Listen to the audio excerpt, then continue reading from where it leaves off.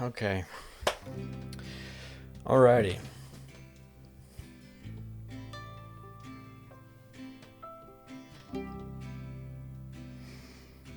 Okay. So this is my first time reviewing a camera. Sorry, I'm not used to a mic being in my face yet. Anyway, I'm gonna review the Fujifilm X100v. Kind of hard to get this camera these days. Anyway, since this is my first gear review on YouTube, any constructive criticism is gonna be welcomed and appreciated. I've had this little guy for almost exactly a year now. I've used it for all kinds of things. This little guy is just a beast of a camera. This is probably my favorite camera that I own at the moment, and I'm recording this on an X-T2. I've got an X Pro 3 and I've got a GFX 50R laying around here somewhere. So that said, I've only ever purchased one other brand of camera besides Fuji, so I'm a little bit of a fanboy. So take everything I say here with a grain of salt, because I like Fuji. This little camera is just fantastic for how small it is. Like, look, it's tiny. 26 megapixel sensor, f2 23mm lens, so it's about 35mm because it's a crop sensor. It's got a built-in ND filter, a built-in flash, tilty screen. You know, did I say leaf shutter already? Because that's a really cool feature. That allows the flash to work at any shutter speed. That's the big deal with that.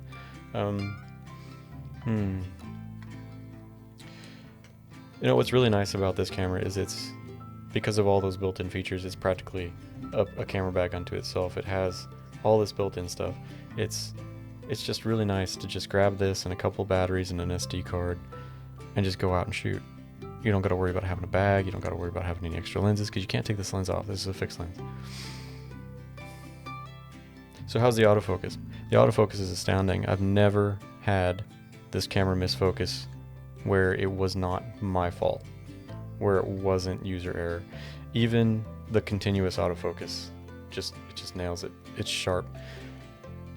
Speaking of sharpness, this lens here, Fuji really nailed it with this lens. This lens is just beautiful. Like, when I first took a picture with this camera, and it's in the video somewhere, I'm sure it's a portrait of my wife, I thought that I was shooting film there for a second, just because of how wonderfully this lens and sensor combination just renders. It's very sharp though, really sharp. So that's what that filter is in front of my lens. You can probably see it there, that little shiny thing. Yeah, there we go.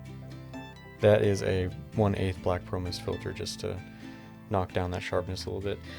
Now, one of the things I was really excited about with Fuji renewing this lens was the macro issue. If you had a Fujifilm X100f or any earlier lens, or any earlier version of this lens, well, there's only been one previous version of this lens. Anyway, when you tried to use the macro function, the closer you got, just the less sharp it got. It was pretty bad, just terrible. What else is there left to talk about? Oh, you know, I can actually show you that ND filter. Let's see. Can you see it in there? Flicking around.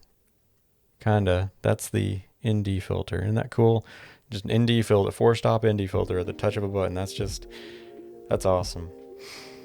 Those ND filters are really nice for when you're trying to smooth out some water, or maybe you want to use a wider aperture for a portrait, but it's in the middle of the day. Oh, you can also use it when you're recording video, which, that's phenomenal. That's really cool. Oh, this is kind of a gimmicky feature if you ask me, but see how you can see through there? That's an optical viewfinder, but it can also be an electronic viewfinder. See? So you get both. Just flick that little lever right there. Boom, boom, boom, boom. Really useful. The only time I've really used the optical is for sports stuff, just to help me see what's coming into the frame. You know, I don't know if I can really show you what's going on inside the optical. Oh yeah, look at that. There you go, look. Yeah. Hang on. just cover the sensor. There, yeah, you can kind of see in there a little bit. Oh, never mind. It wants to focus through the glass because it's see-through. Anyway, you get the idea. There's bright lines and such. So this camera, it's really just it's a little companion. You know what I mean? You take this guy everywhere. It goes with you. You record your life, your kids' lives. You know, whoever that needs their picture taken. And if you're a professional photographer, you'd do well to have one of these in your bag too, I believe, just simply because it's small. It's in the long run, it's really not that expensive. You'd pay more for just the lens alone, probably on a Canon camera. It's just a really great backup to your backup. You know what I mean? And then also, you always get those people, those family friends who want you to, hey, are you bringing your big camera? Well, you don't have to bring the big camera anymore. You got this guy. Oh, but it's not full frame. Okay, sure. I think the closest full frame competitor to this camera is probably the Leica Q2, and that's like what, $5,000 plus, and this guy's just a little bit over 1,000. I think it's like 1,500, and the Leica is like what, 5,000 plus. I have trouble believing that the Leica Q2 is 5 times the camera this is. But Leica, if you want to send me one to compare, I ain't gonna turn you down. Anyway, would I buy this camera again? Absolutely. Yes, I would. I'd buy it again and again and again and again. I actually, the X100F, I bought 2 of those because I sold one and then I regretted it. And then I sold it again. And then in between those sellings, I purchased a Ricoh GR3, and that camera lasted me a long time, and I really love that camera. That's another little competitor to this one. It's a much smaller camera than this, but you don't get the viewfinder or the built-in flash.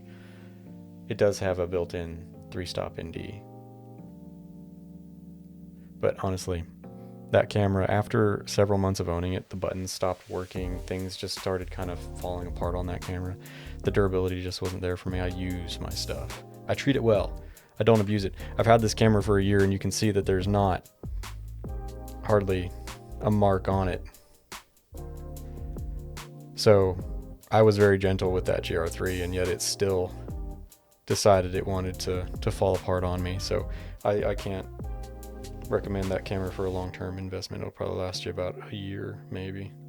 This one will last you a while. It's just built really tough. The coating on it is just wonderful too. I really love this black. Both the X100Fs I had were silver, but this black is just really, look at it. Yeah. Shutter release, soft shutter release. Little square lens hood. This is just, it's a pretty camera. Beautiful camera. The images it takes are beautiful. Really, they're wonderful. If you know what you're doing, you can get some really great images out of this camera, just really, really good ones. And if you're a beginner, you can get some really good images out of this camera too, because of Fujifilm's film simulations. Those things are just fantastic. Just straight JPEG, just straight out of camera, you'll get some excellent results. You'll never have to touch Lightroom, Photoshop, nothing. Just pretty out the gate. Because Fuji's film simulations are based on their film stocks. Fuji made film way before they made cameras, so they know what they're doing with their color.